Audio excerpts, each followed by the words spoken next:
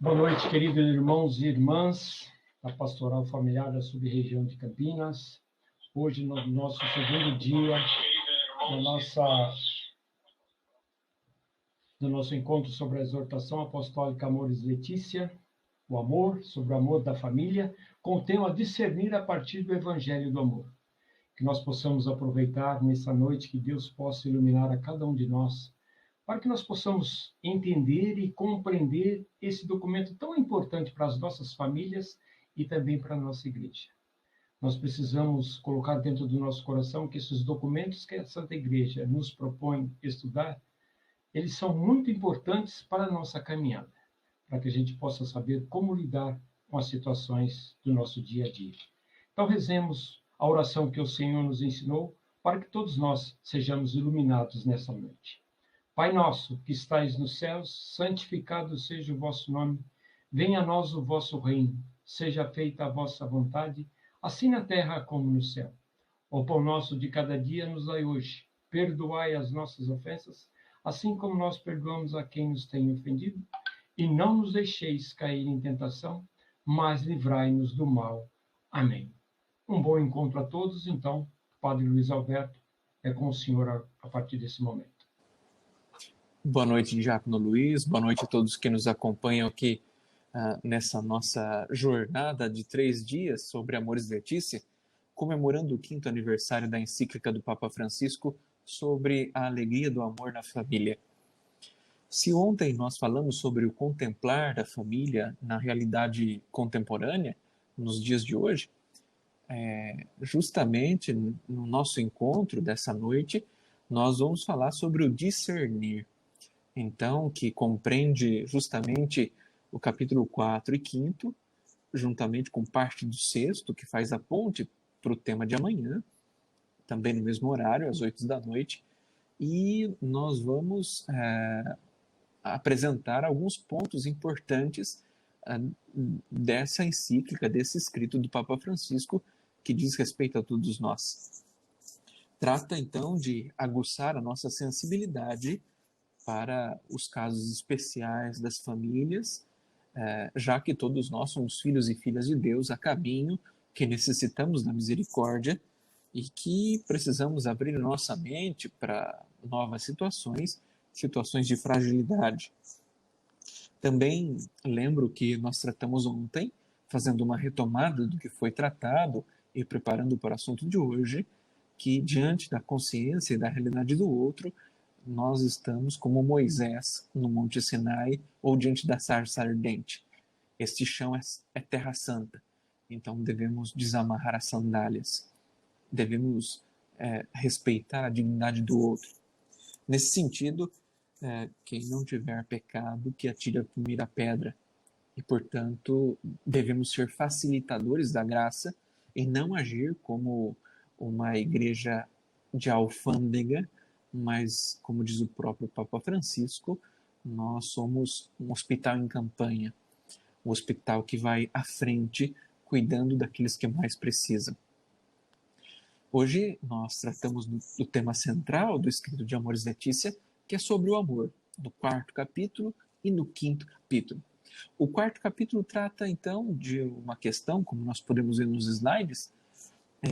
O 4º capítulo fala sobre o amor na família e esse amor que torna fecundo o ser, o agir, a vivência, a maturação da família na sociedade. E, nesse sentido, nós temos no nosso processo artesanal, reclama, na realidade de hoje, uma certa ternura. E uma ternura que faz com que a pessoa se realize naquilo que ela assume como processo de maturidade. E, ao mesmo tempo, o 4º e o 5º capítulo, juntamente com o 6º, é um convite ao aprofundamento do amor. Então, vamos para a apresentação dos slides. Por favor. Isso. Hoje o tema é discernir a partir do Evangelho do Amor. Como é continuidade de ontem, então apresenta um processo artesanal que reclama a nossa ternura. Um processo, então, ativo, um convite ao aprofundamento do amor. Próximo. E aí o nosso itinerário hoje do amor na família.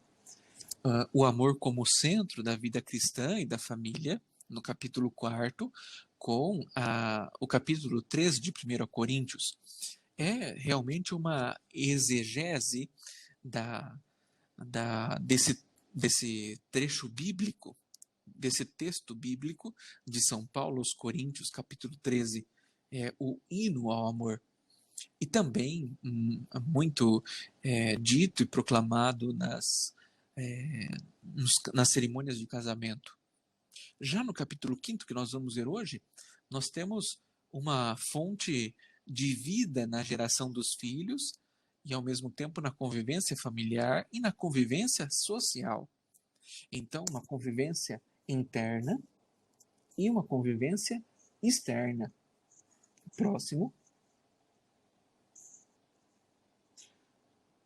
O quarto capítulo vai falar, então, desse amor do matrimônio que tem alguns passos. Os passos eu trago destacado para todos vocês, que são aquelas virtudes que São Paulo apresenta para a comunidade, para que vivam bem como uma família de irmãos.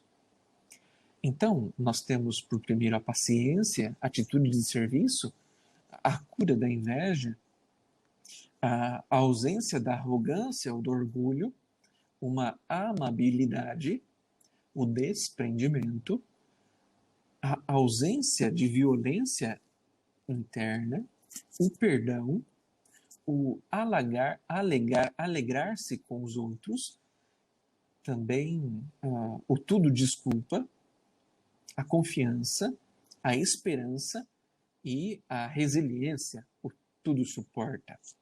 Então nós vamos ver superficialmente. Afirmo que no próximo slide, quando começamos a falar da paciência, não substitui a leitura do texto que o Papa Francisco propõe para nós. Cada um pode utilizar sua metodologia de leitura ou de estudo junto com os grupos. Então vamos para o próximo slide, que fala sobre a paciência. A paciência é uma atitude ativa que demonstra como uma reação diante da realidade. Nós só temos paciência diante de uma situação que exige a mesma. Então é não se deixar levar pelos impulsos, ser como Deus, lento para a ira, imitar Deus na aliança e na vida familiar. E isso exige, então, relações perfeitas. Não que seja feita a minha vontade dentro da família, mas que seja feita a vontade de Deus. Toda espécie de azedume, diz lá Efésios capítulo 4, versículo 31, seja raiva, ira, gritaria, injúria, desapareça do meio de vós, juntamente com toda maldade. Próximo. Quando você tem paciência como uma atitude ativa, é justamente assumir uma posição de se colocar a serviço do outro, pois a paciência é acompanhada de uma atitude de misericórdia. Misericórdia é ter compaixão do outro, é se colocar no lugar do outro e promover o outro. O amor não é simplesmente um sentimento individual e pessoal, mas é uma reação diante do sofrimento do outro. É fazer o bem, é o prazer de dar e de servir ao outro. Por isso, é uma atitude, é uma escolha, uma intenção, amar. Próximo.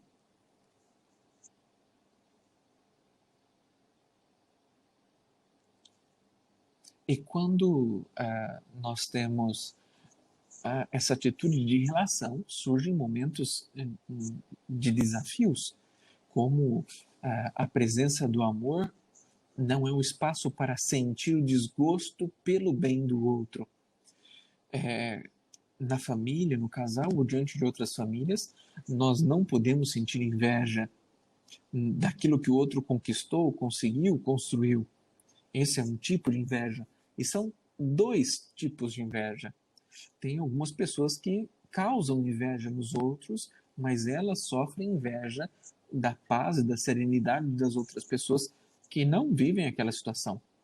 Por isso, ostentar, fazer com que o outro sinta a necessidade daquilo que ela não tem, isso é um primeiro momento de inveja. E depois, quando alguém sente necessidade de algo que o outro é supérfluo, isso é invejar-se. Portanto, que não haja inveja dentro do casal, da família ou entre as famílias. É um movimento de mudança de eixo, do egoísmo, de uma cultura do descarte, para um eixo da alteridade, de se preocupar com o outro. E assim nós temos a mudança da centralidade em si para a mudança da saída de si. O relacionamento maduro e também frutuoso com o outro. É justamente um desejo, um anseio de justiça, de integração de todas as identidades, como acontece na Trindade, com o Pai, o Filho e o Espírito Santo. Nenhuma das identidades é deixada de lado, mas todas as identidades exercem o amor, que é o próprio Deus, para com o outro, a ponto de transbordar da Trindade e alcançar toda a criação. Não só a humanidade, mas toda a criação. Próximo. Depois de falar da cura da inveja, nós tratamos do orgulho, da arrogância, do querer continuar fechado em si mesmo. É o desejo de querer mostrar superior ao outro e, portanto, exercer uma certa agressividade. O que eu mais preciso, depois de Deus, é do outro. Então, depois de Deus, que também se manifesta no outro, eu preciso da relação. Porque como nós vemos na Laudato Si, tudo está interligado. Todas as coisas estão numa contínua e dinâmica interdependência.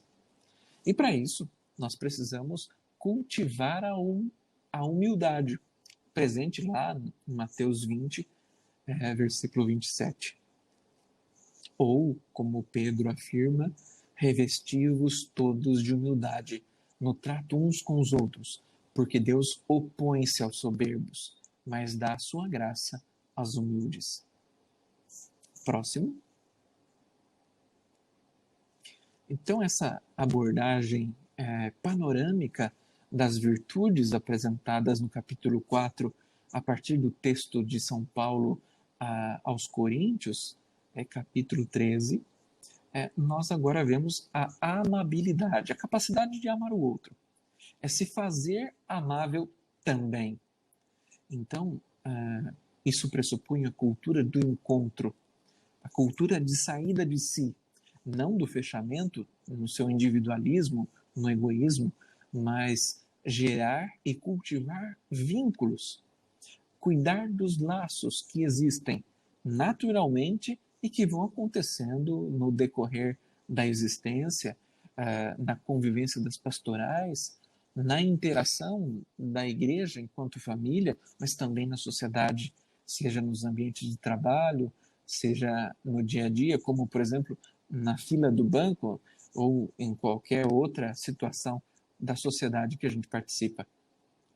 E por isso, se fazer amável e garantir essa amabilidade significa uma palavra de vida, significa buscar o conforto de todos, fortalecer-se mutuamente, buscar consolar aqueles que passam por situações de dificuldade e estimular aquilo que, como o próprio Jesus faz. Quando Jesus encontra com qualquer pessoa no Evangelho, a pessoa se transforma, não como uma atitude mágica de Jesus, mas como um processo que cada pessoa assume. E junto com a graça, junto com o próprio Cristo, a pessoa muda de vida, se converte e alcança um transbordamento de si mesmo e da sua situação. O cego deixa de ser cego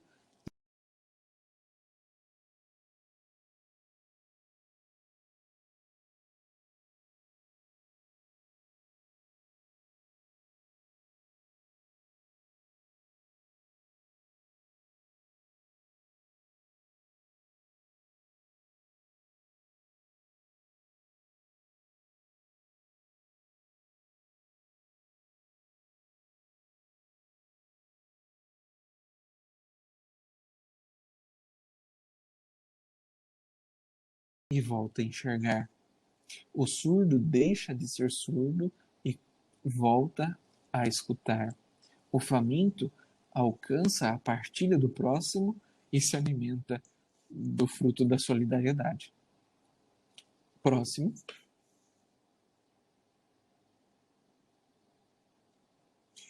Depois, então, de se tornar amável, a consequência é justamente o desprendimento. E aí, como diz São Tomás de Aquino, ser mais próprio da caridade. Querer amar mais do que ser amado. Como também lembra um santo da Idade Média, que é São Francisco de Assis. É compreendendo que se é compreendido, é amando que se é amado, é perdoando que se é perdoado, é morrendo que se vive. E aí, Mateus 10, nesse capítulo 10º, versículo 8º, nós temos a máxima: recebestes de graça, dai também de graça.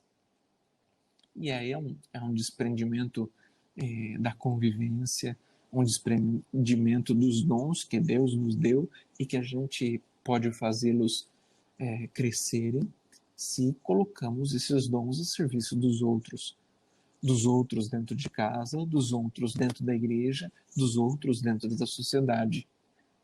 Próximo. Outra questão que precisamos trabalhar é a ausência da violência interior, a violência com nós mesmos. Às vezes o nosso ego reclama como um sentimento ou uma resposta de ilusória rejeição que o outro faz conosco.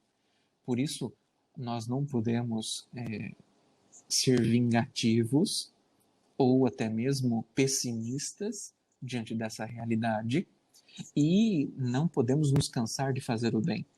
Precisamos sempre fazer as pazes, cultivar reações de reconciliação, mesmo que isso exija de nós uma certa distância das pessoas que amamos para que isso aconteça. E por um tempo isso é necessário. Lutar contra o mal, fazendo o bem.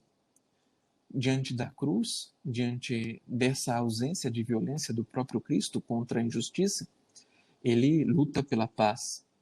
E é uma atitude de quem ganha perdendo. Diferente da competição que nós vivemos hoje, de que o outro é o meu adversário. A lógica do ganha, enquanto Jesus apresenta a lógica do ganha perdendo. E isso é realmente, como nos lembra aquela passagem de que pede para olhar a trave no nosso olho antes de falar do cisco que tem no olho do outro. É tirar a trave do próprio olho antes de reclamar do cisco do olho do outro. Próximo. Como elemento fundamental de reconciliação do amor dentro da família, porque ninguém é perfeito e todos estamos a caminho, na lei da gradualidade, que crescendo aos poucos e dando os passos possíveis para o bem, é o perdão. Não é simplesmente colocar uma pedra, porque colocar a pedra vem da pedra no túmulo. Aquilo está morto, não tem mais solução. Então nós rolamos a pedra na porta do túmulo. Isso é colocar a pedra em cima de alguma coisa. Mas nós precisamos virar a página. Precisamos continuar com a vida e não continuar com a morte.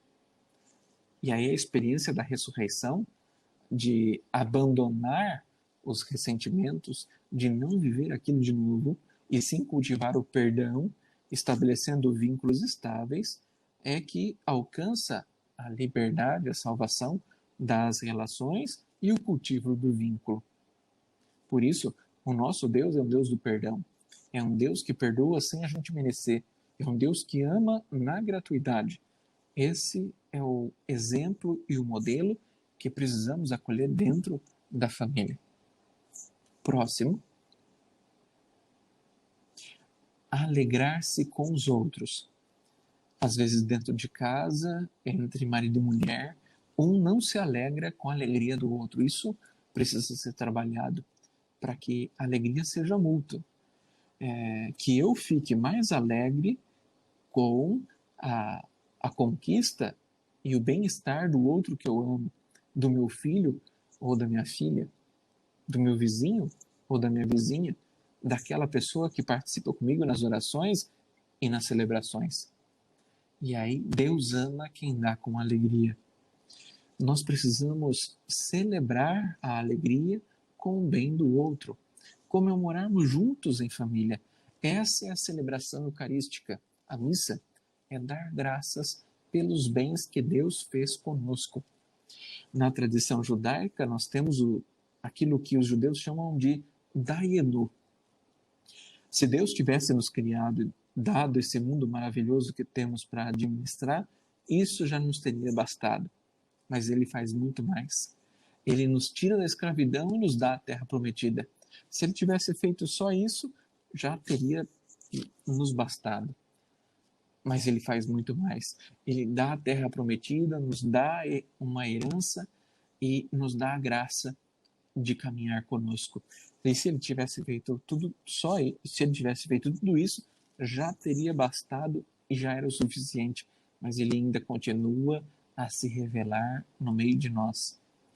Ele dá o seu Filho para a salvação de todos, e se Ele tivesse feito todas essas coisas, já teria nos bastado, mas Ele continua a manifestar a sua graça e o seu amor continuamente.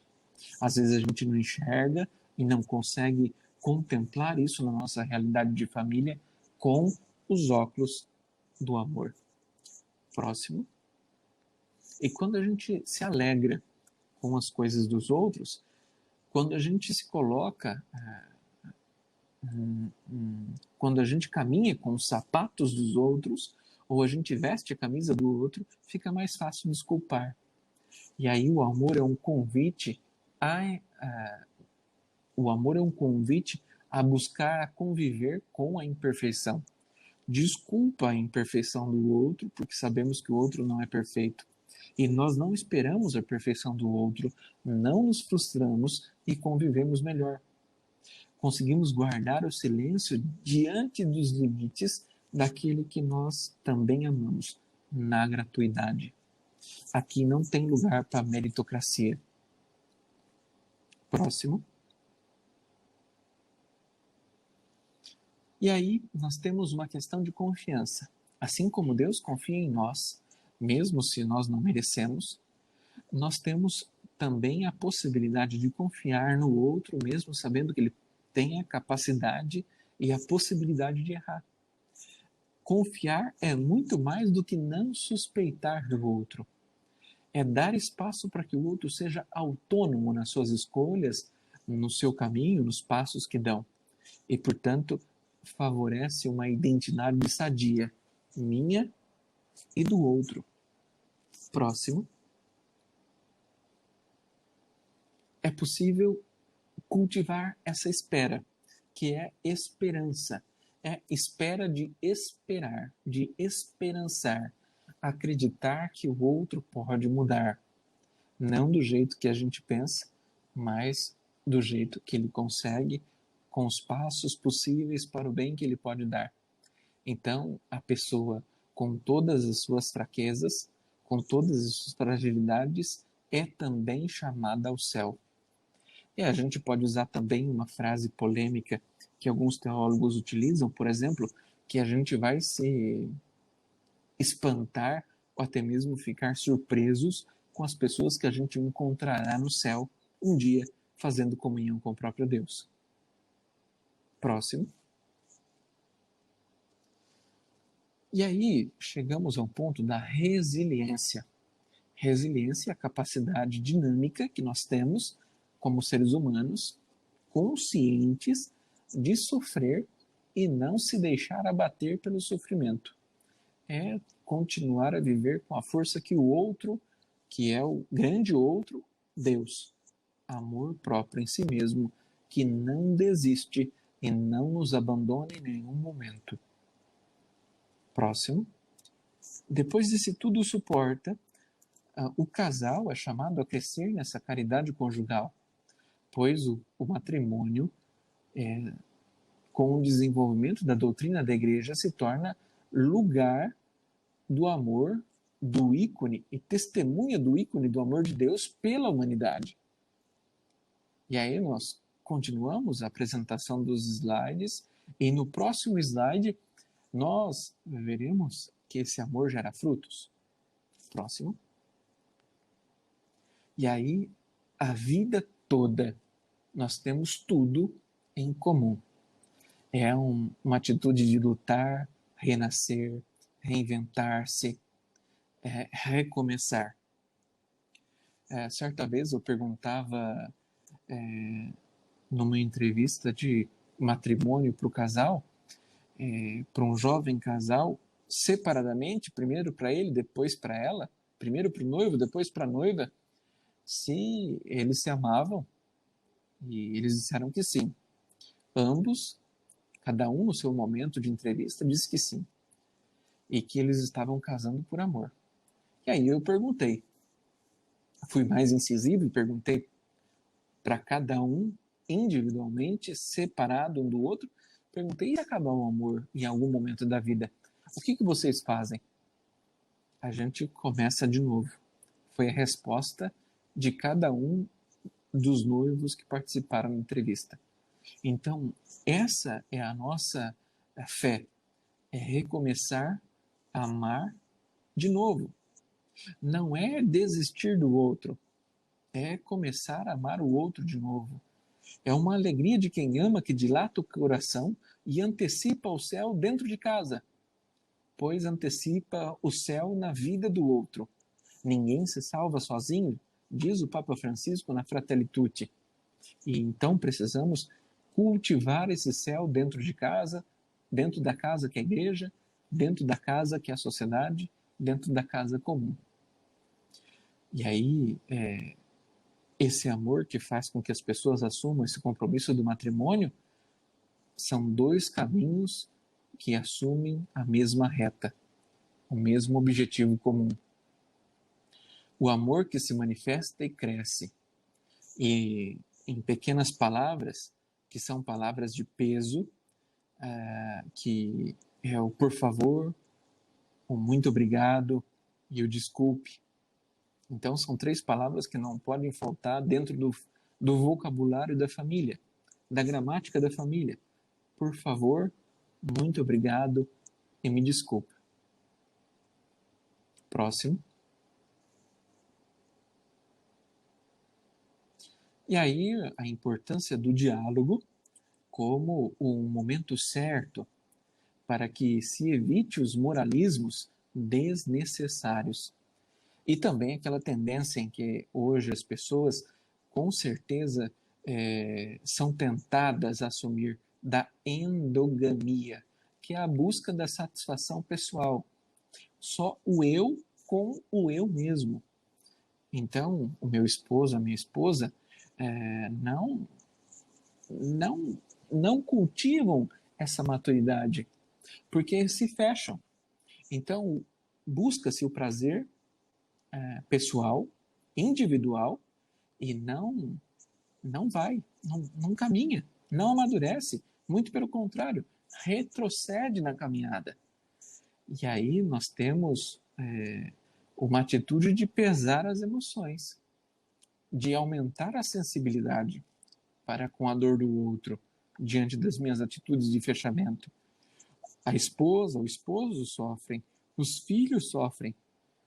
E aí nós somos chamados a pensar como filhos e filhas na alegria dos filhos, como controle e também como limites. Dizer não, com certeza, é muito importante dentro da vida familiar. Amanhã nós vamos ver, quando falamos da educação dos filhos, justamente dessa importância de uma metodologia própria que a Amores Letícia traz no capítulo 7º sobre a questão educativa do amor. Próximo, por favor.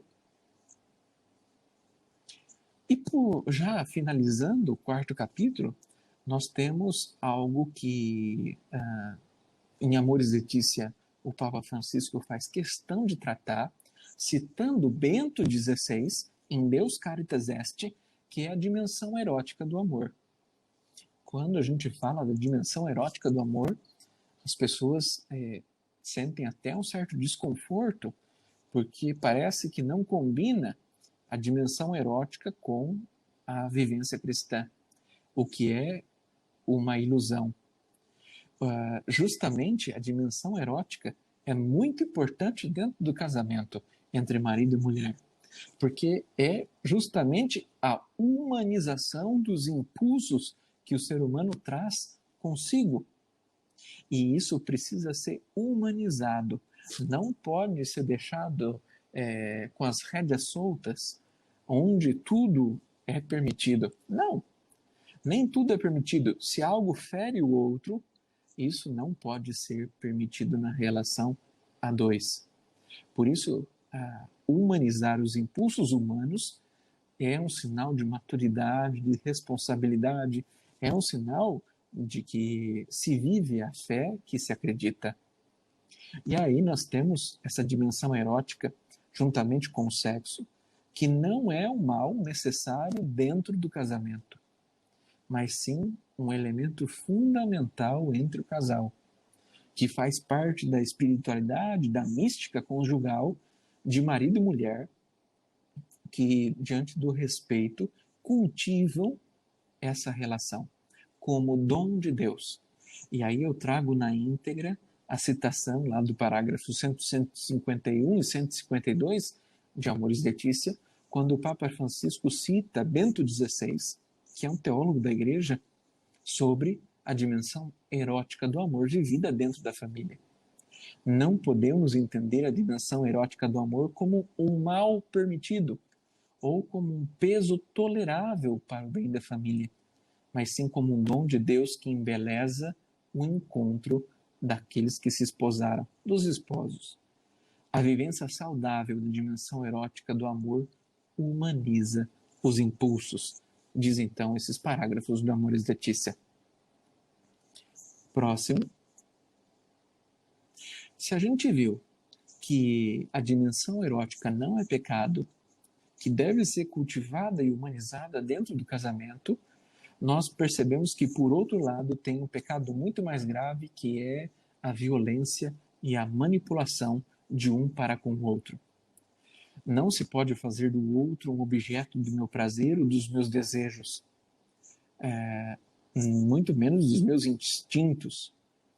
Nós precisamos superar esse incômodo que é o individualismo, pensar apenas no próprio umbigo, nos próprios prazeres, nas próprias emoções. Quando Bento XVI afirma em Deus Caritas Est, da dimensão erótica, ele fala que negar a carne é perder a dignidade, porque nós somos humanos, porque somos feitos de carne e osso. Isso desde o início da criação, porque o ser humano, Adão, é feito do barro, e o seu barro, a sua carne, é o sopro do Espírito diante da terra molhada. Se a gente tira o Espírito, só sobra a terra molhada, amassada e rejuntada ali. Então nós precisamos cultivar essa mística do amor que se doa, do amor que respeita o outro, do amor que percebe a dignidade da outra pessoa. Próximo. Também não deixa de ser tratado a questão do matrimônio e da virgindade, porque a virgindade é quando se coloca os seus talentos a serviço da comunidade. A virgindade é outra forma de amor.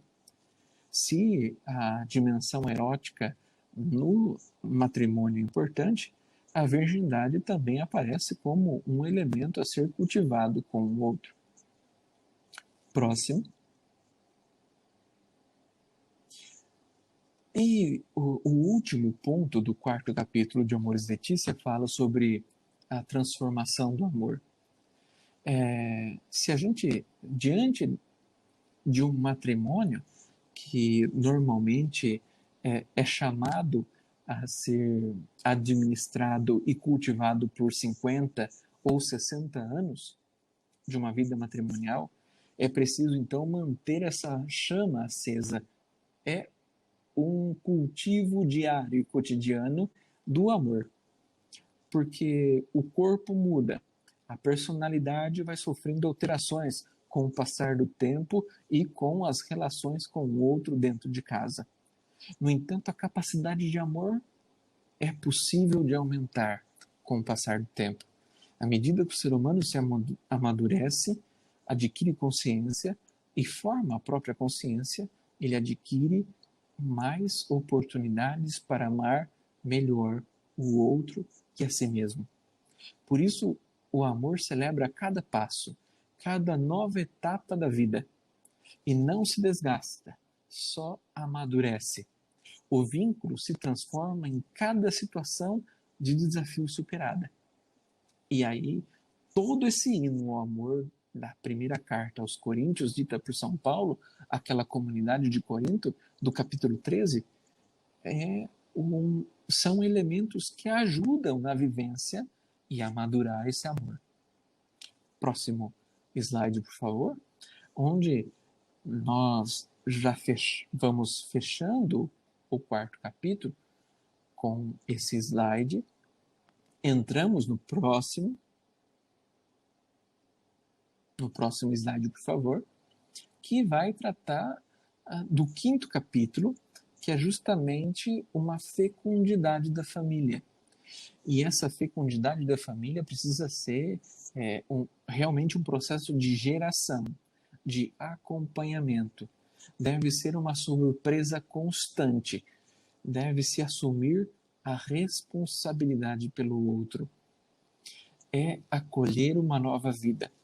E quando isso acontece, nós falamos de fecundidade da família, tanto da fecundidade do casal com a gravidez, que é um gesto de cooperação com a criação do próprio Deus, onde o marido e a esposa se tornam criaturas criadoras, que é um dom que Deus dá a toda a criação.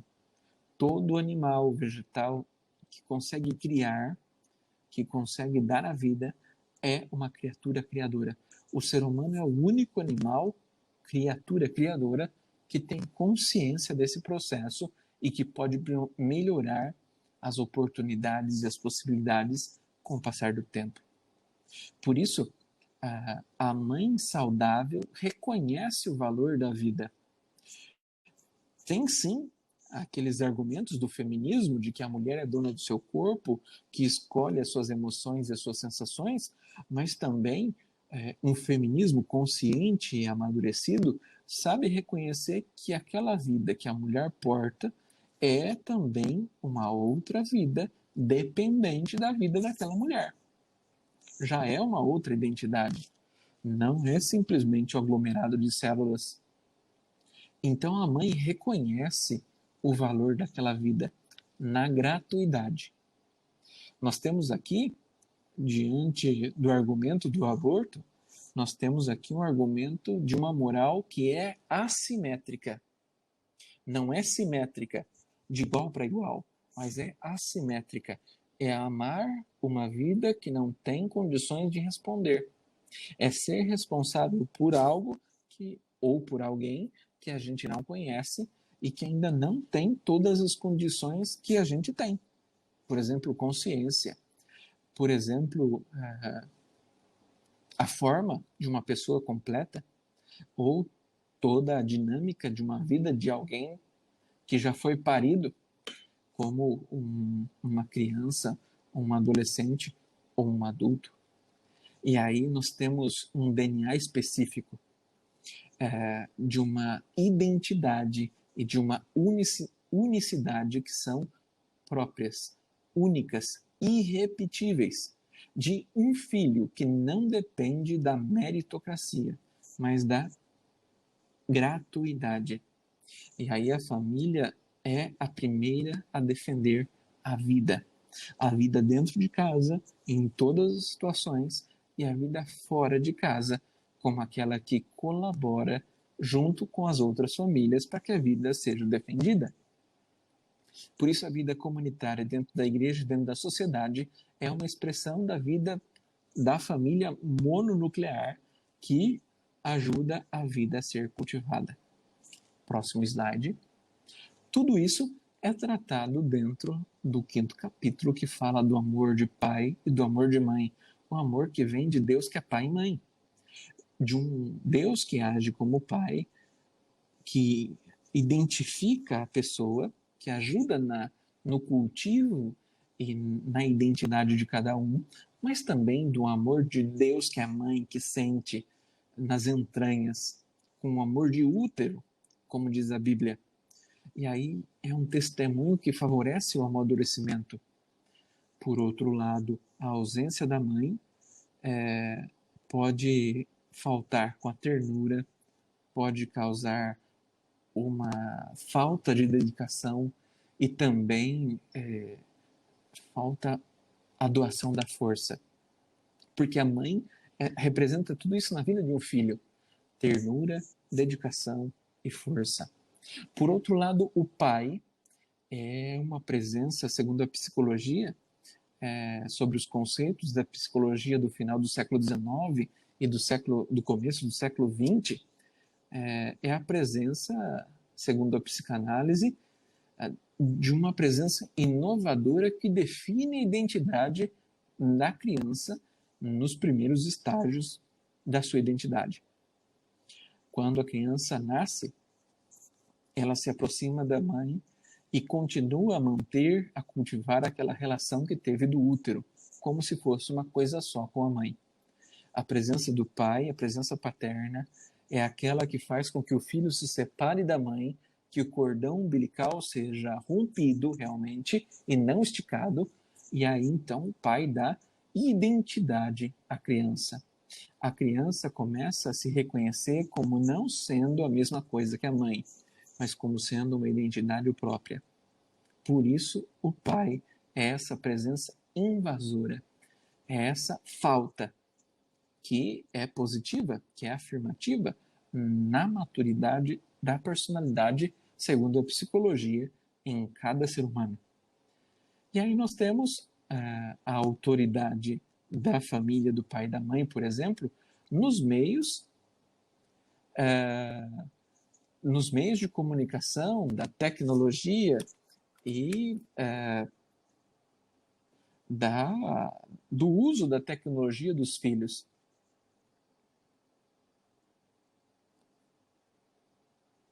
Nós percebemos que os pais devem controlar o uso da tecnologia pelos filhos até os 7, 10 anos, quando começa o uso da consciência. Os pais têm todo o direito de ditar as regras de, por exemplo, filho, filha, você tem 1 hora por dia de utilizar a internet de maneira assistida, em que eu tenha acesso aos sites que você frequenta, aos amigos que você também conversa na internet. Porque a tecnologia é algo bom, é um dom de Deus dado ao ser humano que precisa ser utilizado com responsabilidade. Isso acontece justamente com o respeito, a educação dada pelos pais aos filhos. Próximo, por favor.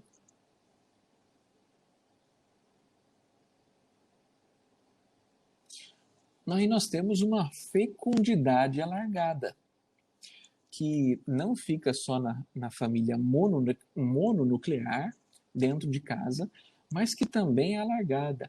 Primeiro para os vizinhos, vizinhos e parentes, que a família, então, irradia amor com o testemunho para a vizinhança, para os parentes, com a sua maternidade e paternidade, que não são apenas biológicas. A adoção é justamente um ato de amor de uma família mononuclear que acolhe alguém estranho dentro da própria casa como parte da família, pois oferece família a quem não tem. Por isso, doação é um gesto nobre. E quando nós falamos de fecundidade alargada, Amores Letícia toca numa bioética.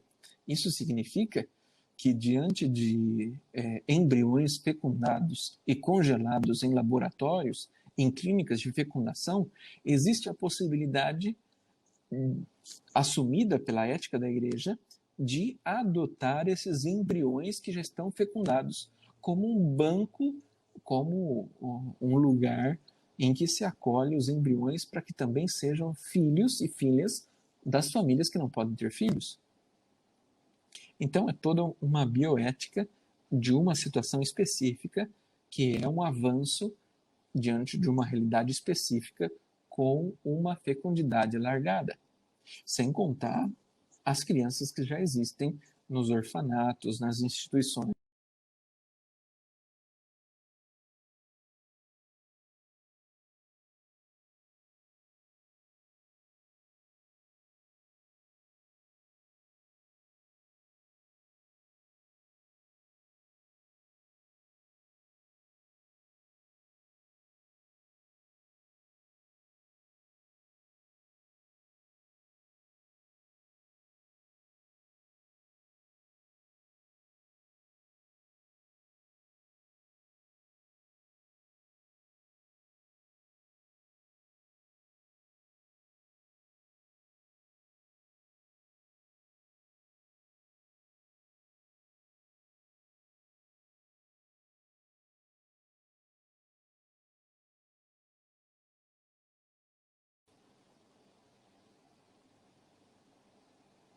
Voltamos?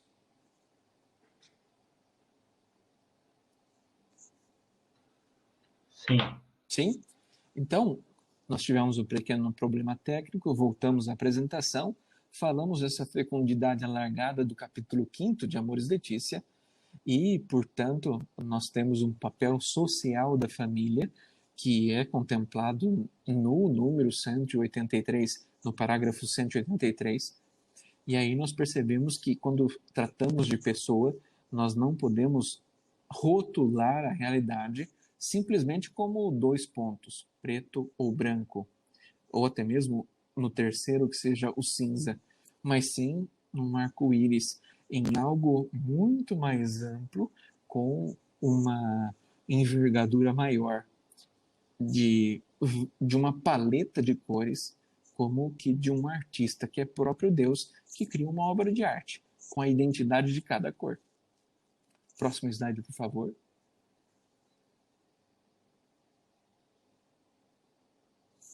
E aí nós temos, nesse final do 5º capítulo, já caminhando para o final da nossa apresentação, antes de entrarmos no 6º capítulo, que são atitudes práticas da pastoral da família, que são assumidas e receitadas pelo próprio Papa na encíclica, nós temos a distinção do corpo.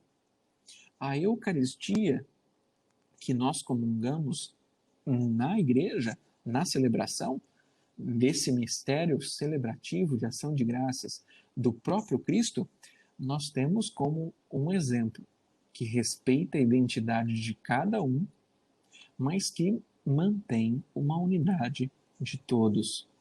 Respeita-se a identidade e a realidade de cada um e respeita a unidade do todo. Por isso, Eucaristia, nesse sentido, como trata o Papa Francisco, é compromisso. Eucaristia e compromisso. Nós podemos ver no final desse 5º capítulo. Próximo slide, por favor. Nós, então, temos uma vida na família no sentido mais amplo, que ser filho ou filha é assumir um estágio de maturação da consciência contínua. Nós recebemos a vida como dom de Deus e somos chamados a santificar o nome de Deus com a nossa própria vida, no cotidiano, com coisas simples. E aí nós temos uma questão de cumplicidade no matrimônio, que é o cultivo de uma só carne. Ou, como diz a Fratelli Tutti do Papa Francisco, é uma fraternidade alargada, uma fraternidade universal, uma amizade social. E por último, do capítulo 5º, é a questão da hospitalidade. E eu trago para vocês algumas imagens de hospitalidade que podem ilustrar aquilo que o Papa propõe no número 197. Quando a noite hospeda o dia, a divisão é clara entre noite e dia, mas nenhum se agride. A coisa passa com a máxima naturalidade que existe.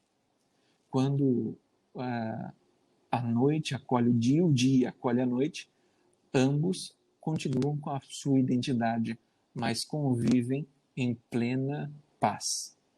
Essa também deve ser a nossa hospitalidade dentro de casa, dentro da igreja, convivendo com as diferenças em plena paz.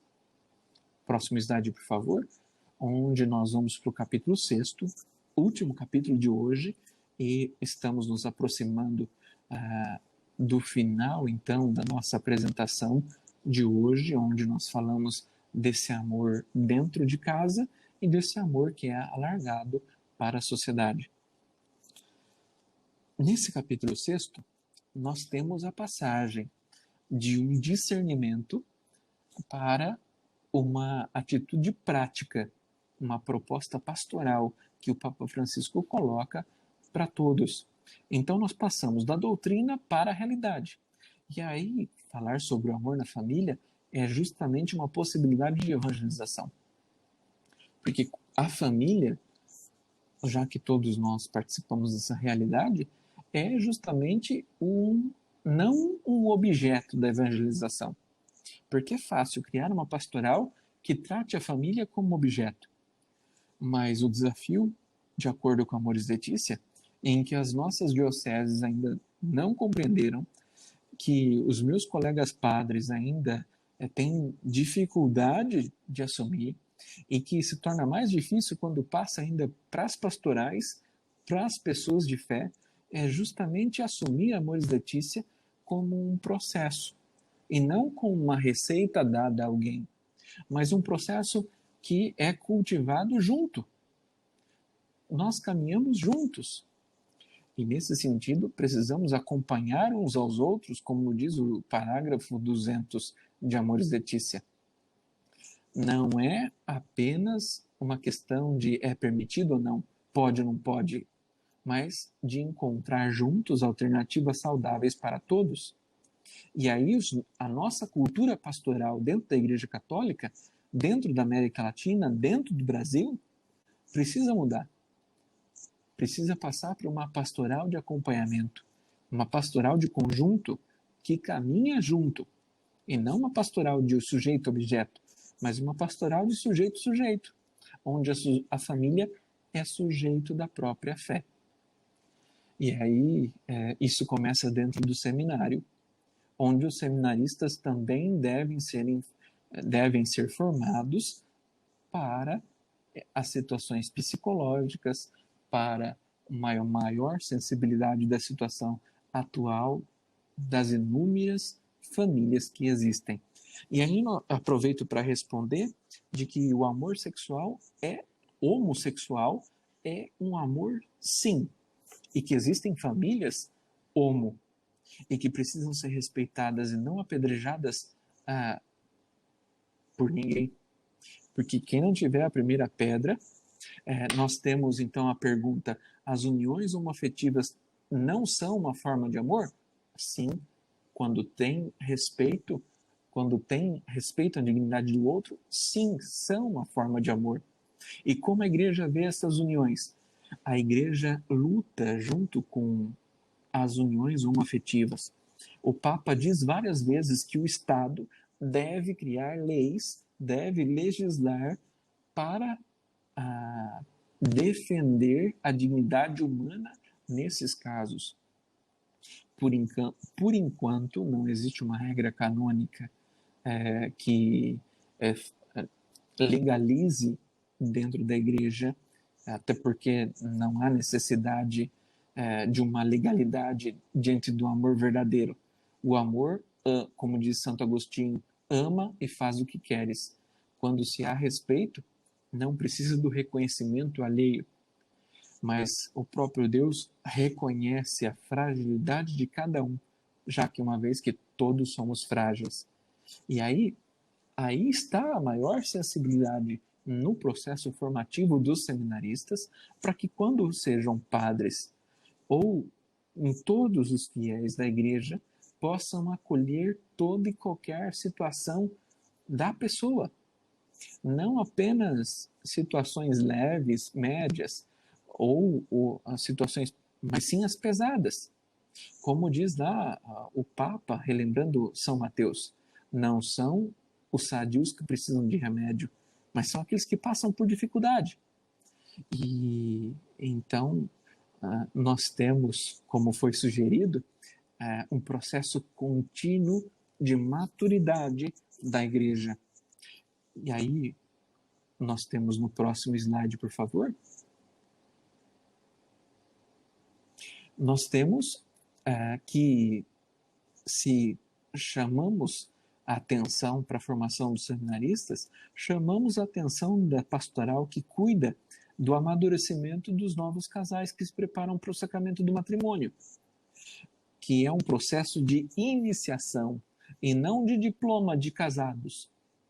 É um processo de começo de caminhada e não de um curso que se dá para dar um diploma. Você está diplomado em casamento. Não. Nós precisamos, então, de uma qualidade, de uma mudança de qualidade na formação matrimonial, onde o compromisso e o amor sejam um projeto comum. E eu sugiro aqui, baseado em Amoris Laetitia, algo que já acontece no nível empresarial, que é um instrumento de avaliação chamado FOFA, do inglês SWOT, que é a abreviação dos pontos fortes, oportunidades, F de fraqueza e A de oportunidade. Então, pontos fortes no patrimônio, oportunidades, pontos fracos e ameaças do matrimônio, que devem ser trabalhados no curso dos noivos e também com as pastorais que acompanham o matrimônio. E aí temos a realidade do número do parágrafo 209. Próximo, por favor.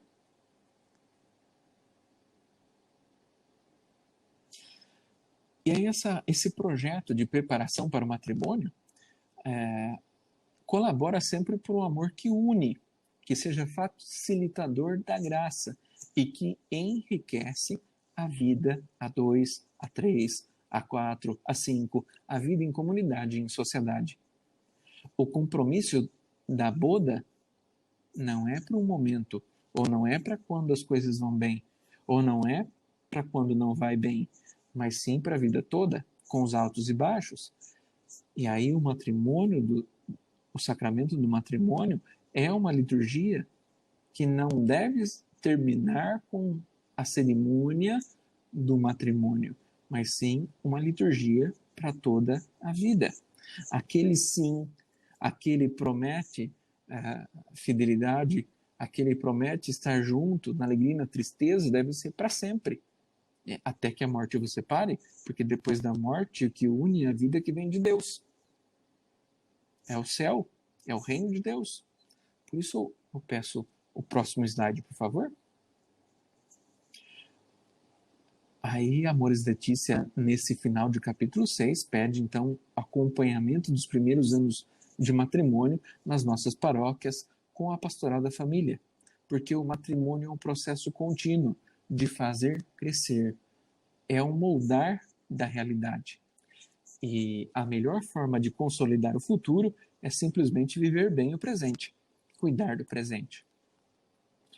Próximo.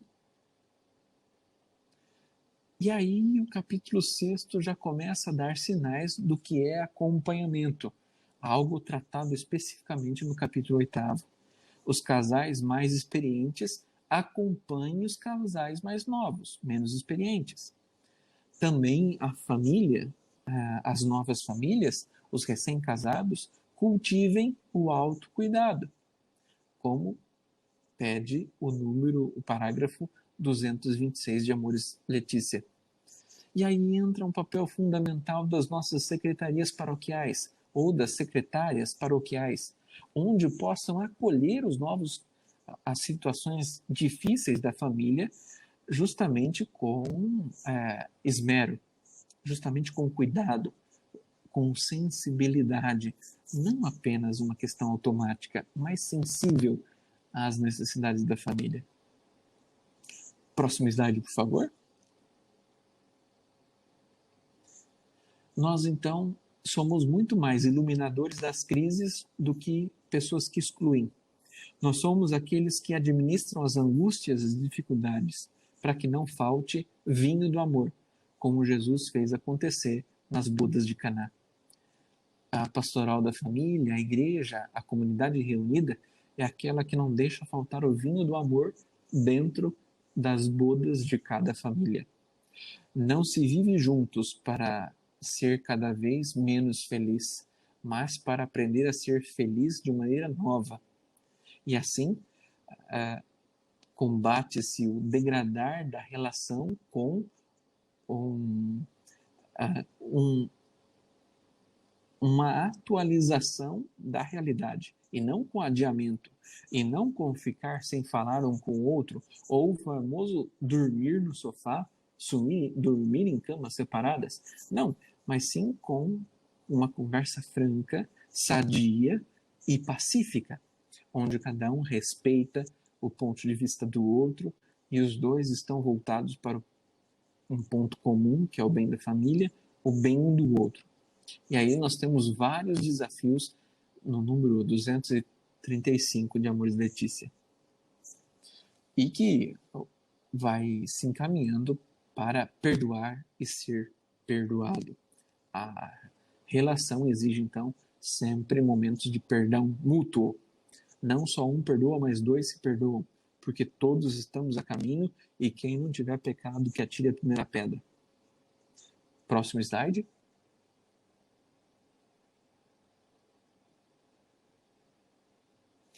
Nós temos velhas feridas que devem ser cuidadas. O capítulo 6 traz, então, algumas situações que não foram amadurecidas na infância e na adolescência, que influenciam muitos casamentos, que devem ser acompanhadas, inclusive com a ajuda de profissionais, psicólogos, psiquiatras, direção espiritual, justamente para que não chegue ao extremo de uma ruptura ou de um divórcio.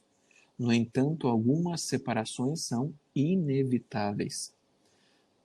Na busca de guardar a dignidade da pessoa, tanto da mulher quanto do homem, às vezes o divórcio, infelizmente, é necessário. É o bem possível a ser feito. E para os casamentos que não aconteceram, que são chamados situações de nulidade e não de anulidade, tem o tribunal eclesiástico. Cada diocese agora tem o seu, que o Papa Francisco pediu para se instaurar. Então, busque a sua diocese para regularizar a situação. Primeiro você conversa com o seu pároco, com o padre da paróquia, ou com o padre de afinidade, ou busque diretamente o tribunal eclesiástico da sua diocese para resolver a situação.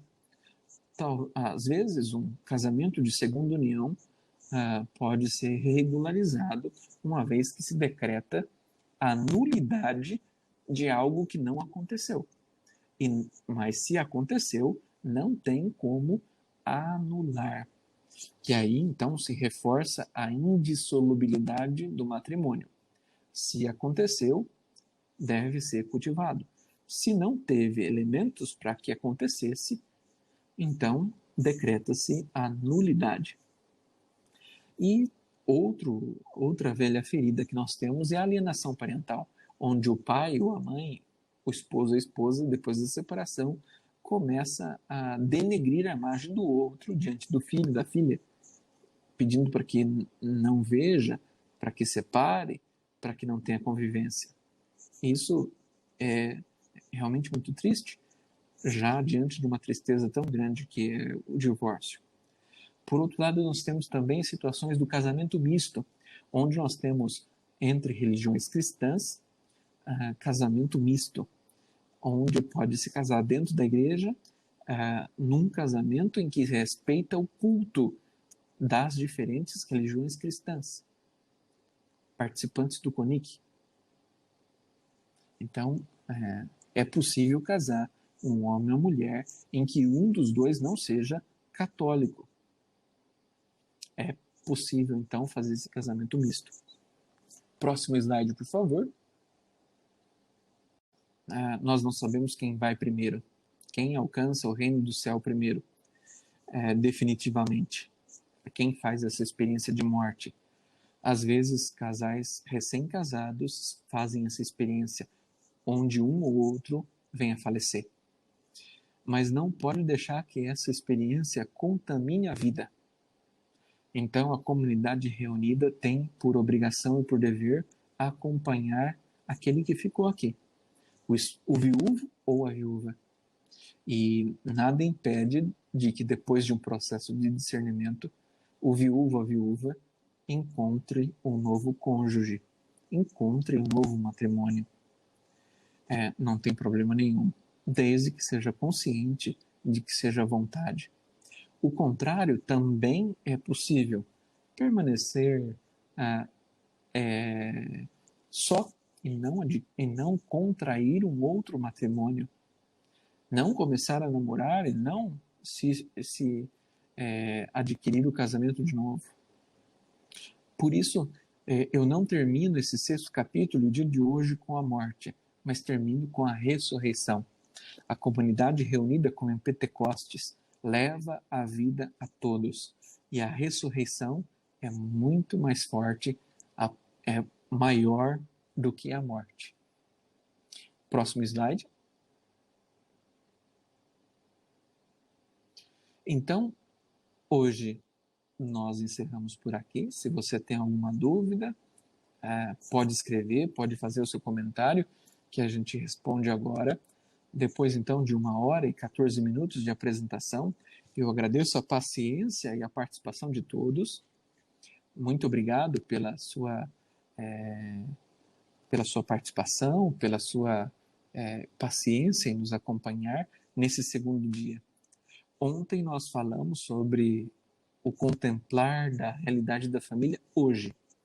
E hoje nós tratamos de um processo de discernimento do amor dentro da família e desse amor que transborda para a sociedade, um alargamento da família. Alguém tem alguma pergunta? Algo que precisa ser esclarecido daquilo que eu falei hoje, do capítulo 4, 5º e 6º? Lembro que essas noites de apresentação não substituem uma leitura da íntegra do documento, que é possível baixar ou ler pela internet. Não precisa comprar o livro. Tem lá no site do Vaticano, Amoris Laetitia. Se você digitar no Google Amoris Laetitia, tem o documento na íntegra, em várias línguas para você poder ler.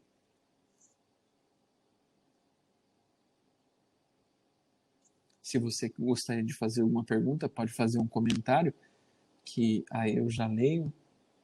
Se eu souber a resposta agora, lembrando que não tem perguntas difíceis ou perguntas que não merecem ser feitas, mas sim as respostas que precisam ser cuidadas. Então, se você gostaria de fazer a sua, ok. Dou-lhe uma, dou-lhe duas, dou-lhe 3. Amanhã nós voltamos no mesmo horário, às 8 horas, nesse mesmo canal, pelo mesmo projeto de apresentação. Amanhã é o mais substancioso E nós vamos falar então sobre os últimos 3 capítulos de Amores Letícia, que é o 7º, sobre a educação dos filhos, o 8º, sobre o acompanhar, discernir e integrar na fragilidade, e o 9º, que é a espiritualidade conjugal. Então, peço a você que possa divulgar o nosso encontro também para os integrantes da Pastoral da Família, mas também para todos aqueles que são cristãos, inclusive de outras religiões, por que não? Já que todos vivemos em família, como uma única família de Deus, filhos e filhas na casa comum. Então, vamos encerrar o nosso momento. Eu agradeço o Diácono Luiz, também a equipe que faz com que as nossas noites aconteçam. Muito obrigado a vocês.